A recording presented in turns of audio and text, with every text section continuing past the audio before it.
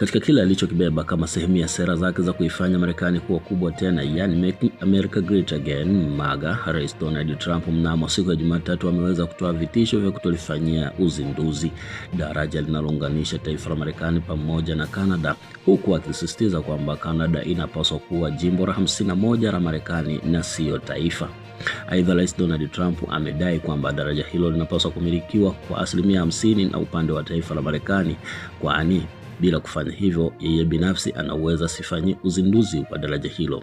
Daraja la Gold Hole International ni daraja ambalo linaenda kuunganisha miji ya Ontario kwa upande wa Canada pia na mji wa Michigan kwa upande wa Marekani. Daraja hilo ambalo limeweza kugharimu dola za Kimarekani bilioni 4.7 ambalo limejipatia jina lake kutoka na mchezo wa mpira wenye asili ya Canada, mchezo wa hockey ambao hutumia kupiga mpira kwa kutumia magongo maalum. Aidha, daraja hilo lilianza kujengwa mnamo mwaka 2018 huku likitarajiwa kuzinduliwa mnamo mwaka 2027. Kupitia mtandao wake wa The Truth Social, Rais Donald Trump amenukuliwa akisema kwamba sitoruhusu daraja hilo lifunguliwe mpaka pale Canada watakapoweza kutulipa fidia ya kila kitu ambacho tuliweza kuwapatia. Lakini cha muhimu zaidi pia, Canada inapaswa kutuheshimu na kuliheshimu taifa la Marekani katika nafasi yake ya ukuu.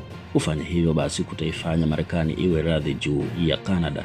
Lakini pia Rais Donald Trump amefungua milango ya mazungumzo kwa upande wa Canada, huku akisisitiza kwamba mazungumzo hayo yanapaswa kuwa katika misingi ya heshima na kulitambua taifa la Marekani kuwa sehemu ya mchango mkubwa sana wa maendeleo ya taifa la Canada. Kauli ya Rais Donald Trump inafuatia mwendelezo wa kauli zake za kuitishia Canada, huku ni mwezi mmoja tu nyuma aliweza kuitishia kuichapa 100% ya ushuru Canada kutokana na Waziri Mkuu wa Canada Mark Carney kuitembelea Beijing na kufanya makubaliano na Rais Xi Jinping juu ya biashara baina ya China na Canada.